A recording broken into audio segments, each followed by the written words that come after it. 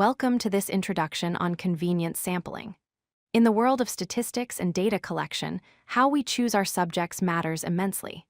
Today, we will explore one of the most common, yet often misunderstood, methods of sampling known as convenience sampling. By the end of this video, you will understand what it is, how it works, and why it is both useful and risky. So, what exactly is convenience sampling? It is a non-probability sampling technique. This means that unlike random sampling, not everyone has an equal chance of being picked. Instead, the researcher selects participants primarily because they are easy to reach, readily available, or willing to participate immediately. It is all about what is convenient for the researcher. The process is quite straightforward. First, you identify a location or a group that is physically close to you or easy to contact digitally. Second, you approach whoever is available at that moment. Finally, you continue collecting data until you have reached your desired number of responses. There is no complex system for selecting people. You simply take who is there. Let us look at a classic real-world example, the Mall Intercept Survey. Imagine a researcher standing at the entrance of a shopping mall with a clipboard. They stop people walking by to ask them questions.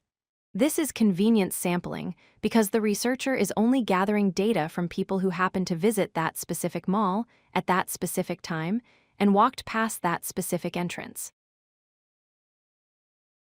Here is another common example found in universities. A student needs to conduct a survey on study habits. Instead of finding a random group of students from the entire campus, they simply survey their own classmates during a lecture. It is fast and easy because the participants are already in the room, but it might not represent the habits of students in other majors. Why do people use this method if it is not random? There are three main benefits. First is speed. You can gather data in a single afternoon. Second is cost. It is usually free or very cheap since you do not need to travel far. And third is simplicity. You do not need a complete list of the population or complex software to select participants. However, there is a major catch: bias. Convenience sampling is highly prone to selection bias and undercoverage.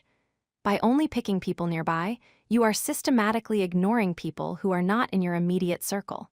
For example, if you survey people at a gym about health, your results will be skewed because you are missing out on everyone who does not go to the gym.